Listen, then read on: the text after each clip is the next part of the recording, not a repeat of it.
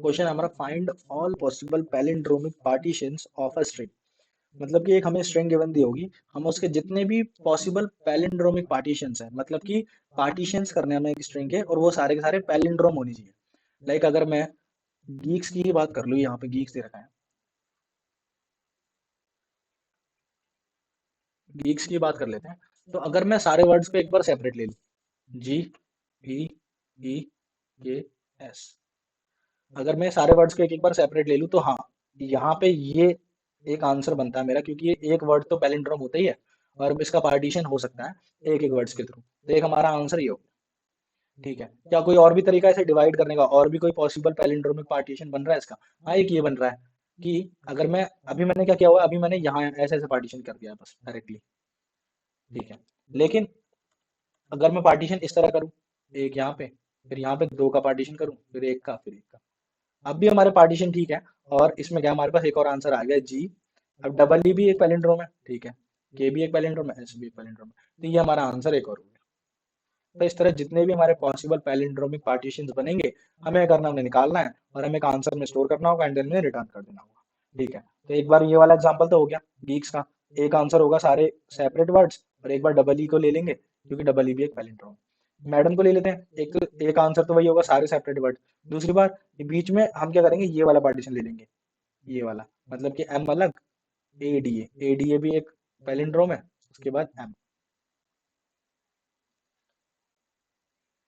M, ये भी एक हो गया। उसके बाद ये पूरा खुद मैडम कीवर्ड भी एक पैलिंड्रोम है, तो ये भी एक आंसर हो गया, इसके तीन आंसर हो गए। तो इस तरह हमें सारे के सारे आंसर्स निकालने हैं और सारे के सारे आंसर को रिटर्न करना होगा। ठीक है, काफी इजी है। तो हम क्या करेंगे, रिकर्सिव अप्रोच लगाने वाले हैं यहाँ पे। तो मैं इस वाले एग्जांपल को आपको एक बार करके दिखाता हूँ कि हम करने का वाला है एक्चुअली। हम क्या करेंगे, हम एक पॉइंटर रखेंगे स्टार्टिंग में, और हम क्या करेंगे, जी जी को पूछेंगे क्या जी हमारा एक पैलिंड्रोम है। अगर हमारा जी पैलिंड्रोम हुआ तो ठीक है, फिर तो हम क्या करेंगे, आगे रिकर्सिव कॉल लगा देंगे पूरे इस पे, कि अब आगे ढूंढ लो भाई, मुझे यहाँ पे तो मिल गया एक पैलिंड्रोम, जी मिल गया। फिर क्या करेंगे, फिर ई डबल ई के एस में से निकालना है, तो फिर ई मिल जाएगा। ई बोल देगा, ई वाला पार्ट बोल देगा कि मुझे मिल गया एक पैलिंड्रोम, तुम अपना आगे देख लो। फिर आगे रिकर्जन चल जाएगा, फिर उसे एक मिल जाएगा ई, फिर यहाँ पे ये बोल देगा आगे देख लो अपना, फिर के एस, ऐसी के मिल जाएगा, के बोलेगा आगे देख लो, एस पे पहुंच जाएंगे। तो एस आगे भेज देगा, फिर एस जब आगे भेजेगा तो आगे कुछ मिलेगा नहीं, तो यहाँ पे एक आंसर हो जाएगा हमारा। हम जो भी हमारा आंसर आएगा उसे स्टोर कर लेंगे कहीं पे, एंड देन हम क्या करेंगे, आप पीछे आना शुरू करेंगे। पीछे आने के लिए क्या करना होगा, एक बार मैं इसे क्लीन कर देता हूँ।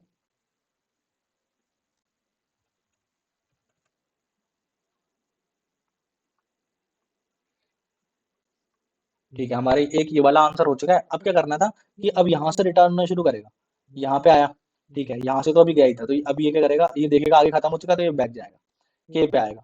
अब के क्या कर कोशिश करेगा, के खुद तो आ चुका है एक बार, के बोलेगा कि के और एस दोनों को ट्राई कर लेता हूँ। के और एस पैलिंड्रोम ही नहीं है, तो क्या होगा, जब हम चेक करेंगे पैलिंड्रोम आया नहीं, तो फॉल्स हो जाएगा। तो क्या होगा, ये आगे बढ़ेगा ही नहीं, रिटर्न ही हो जाएगा।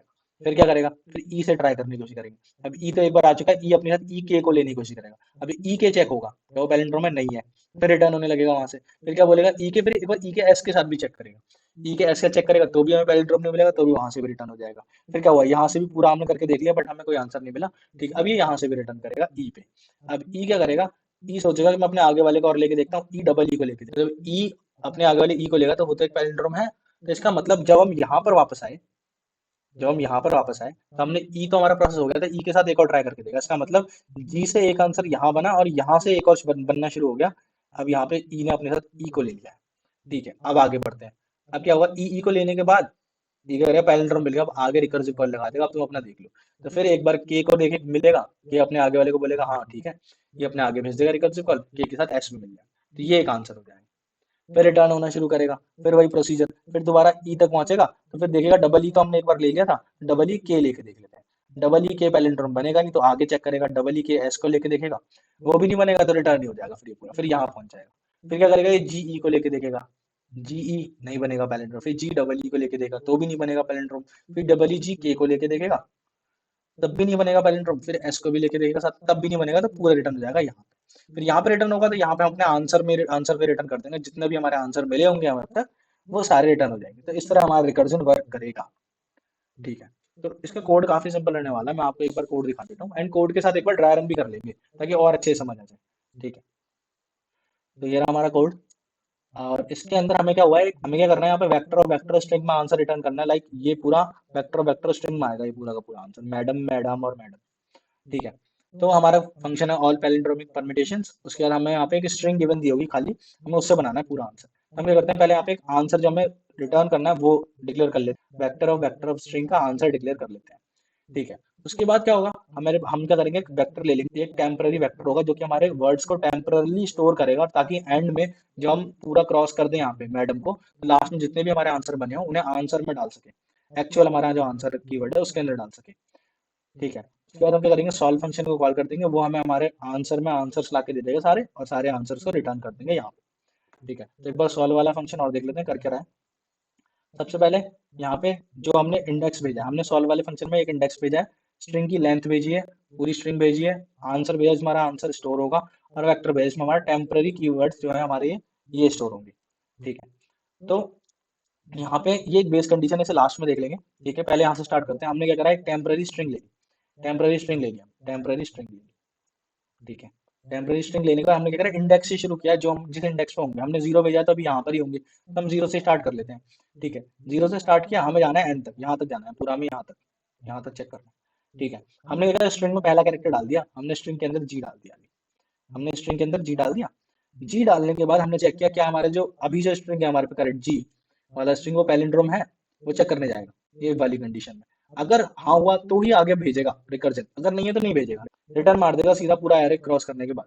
ठीक है। हमने देखा हाँ भाई जी हमारा पैलिंड्रोम है, तो हमने क्या करा, वेक्टर के अंदर जी को डाल दिया, तो हमारा जो टेम्पररी वेक्टर था यहाँ पे वो अपना काम शुरू करेगा, वो क्या करेगा, जी को एक आंसर स्टोर कर लेगा। ठीक है। अब क्या करेगा, आगे भेज देंगे रिकर्जन i+1 के साथ, मतलब हम हमारा आई अभी जी पर है ना, हम क्या भेजेंगे ई के पास, ई के साथ हम यहाँ पे रिकर्जन भेज देंगे अब आगे के लिए। ठीक है। अब जब आगे भेजेंगे तो भी सेम वही काम होने वाला है, फिर से एक स्ट्रिंग बनेगी, एक नई स्ट्रिंग बनेगी यहाँ पे, मान लेते नई स्ट्रिंग।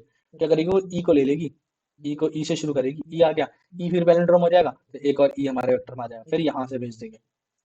फिर इस तरह हमारा क्या होगा, ई ई के एस पूरा आ जाएगा, तो हम यहाँ पे बेस कंडीशन पा देंगे, जो हमारा इंडेक्स एन के इक्वल हो जाएगा, हम डबल इक्वल टू भी लिख सकते हैं, मैंने ग्रेटर लिख दिया। ठीक है। तो इसमें क्या करेगा, आंसर के अंदर इतने हमारे वेक्टर के अंदर वेरिएबल सेव थे, लाइक जी ई ई के एस, जितने भी हमारे वर्ड सेव थे वेक्टर के अंदर, उन सबको एक आंसर मान के उस पूरे वेक्टर को ही आंसर के अंदर डाल देगा। हमारे आंसर के अंदर एक आंसर आ चुका है, GEE के एस। ठीक है, ये वाला आंसर आ गया। अब यहाँ पे क्या हुआ कि एक आंसर आने के बाद अब यहाँ से रिटर्न करना शुरू करेगा, अब यहाँ से रिटर्न करना शुरू करेगा। अब एस के बाद कुछ है नहीं, तो यहाँ से भी रिटर्न करेगा। अब क्या करेगा, एक बार इस तरह मिटा लेते हैं। ठीक है। अब ये करेगा, के पे आएगा, के से फिर के एस पे ट्राई करेगा, लाइक ये इफ वाली कंडीशन होगी ना पूरी, तो यहाँ से क्या करेगा, वेक्टर से पॉप बैक करेगा, वेक्टर से एस को निकाल देगा, एस को निकाल देगा, रिटर्न कर देगा के पे आने के बाद क्या करेगा, ये के बाद के एस को ट्राई करेगा, के एस को ट्राई करेगा, तो के एस चेक करेगा, क्या के एस पैलिंड्रोम है, इफ के अंदर ही नहीं आ पाएगा, तो क्या करेगा, आगे बढ़ जाएगा, आगे बढ़ गया तो फिर बाहर निकल गया, तो के एस तो कुछ हुआ नहीं, तो यहाँ से भी रिटर्न कर देगा। जब यहाँ से रिटर्न कर रहा होगा तो के को भी निकाल देगा, के को निकालेगा, फिर ई से ट्राई करेंगे, ई के और ई के एस को, इन दोनों को फिर इन तीनों को, फिर इन दोनों में से कोई पैलिंड्रोम नहीं आया, कोई इफ के अंदर नहीं जाएगा, फिर रिटर्न हो जाएगा एंड में यहाँ पहुंचने का, फिर यहाँ से रिटर्न हो जाएगा यहाँ पे, फिर ई को भी निकाल देंगे। ठीक है। अभी हम इस वाले पे आते हैं, फिर जो हमारी स्ट्रिंग के अंदर ई था, हमारी स्ट्रिंग के अंदर ऑलरेडी ई है, हमारे इफ वाली कंडीशन में वापस आ चुके हैं, हम एक्स्ट्रा ई को निकाल चुके हैं। ठीक है। फिर हमने दोबारा लूप चला, तो अब इस ई के अंदर एक और ई आ गया। ठीक है। अब जब एक और ई आया तो हमने यहाँ पे इफ पैलिंड्रोम में चेक किया, तो हाँ ट्रू आ गया, एक और ट्रू आ गया, तो हमारे वेक्टर से हम ऑलरेडी निकालते जा रहे हैं इन चीजों को, लाइक एस निकाल दिया, के निकाल दिया, ई निकाल दिया है, ये वाला ई भी निकाल दिया क्योंकि यहाँ से पॉप बैक हो गया। तो हमने क्या करा यहाँ पे, अब ई को डाल दिया, हमारा नया वेक्टर बनना रेडी शुरू हो चुका है, ई को डाल दिया। जब ई को डाल दिया तो फिर इसके आगे भेज देंगे, अब इसके आगे रिकर्जन चला देंगे ई के बाद, फिर हमें के मिलेगा, फिर हमें एस मिलेगा, तो लाइक हमें एक और आंसर मिल जाएगा, GEE के एस, ये एक आंसर हो जाएगा, फिर वो आंसर मिल जाएगा ये वाला आंसर, फिर यहाँ से रिटर्न कर जाएगा यहाँ पे, फिर ट्राई करेगा जी ई बन रहा है क्या, GEE बन रहा है क्या, GEE के बन रहा है क्या, GEE के एस बन रहा है क्या, फिर वो नहीं बनता, फिर रिटर्न हो जाता है यहाँ पे, एंड देन हमारा आंसर रिटर्न हो जाएगा, यहाँ से रिटर्न हो जाएगा पूरा लूप खत्म होने के बाद, यहाँ पे हमारा आंसर आ जाएगा इस फंक्शन के बाद, आंसर रिटर्न कर देंगे। ठीक है।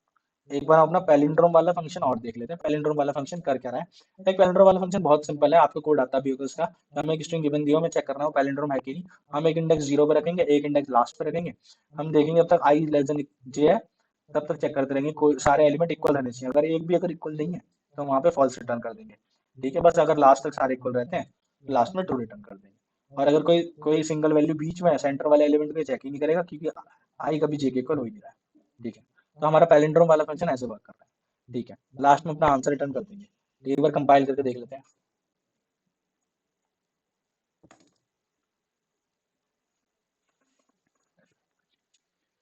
सबमिट हो रहा है।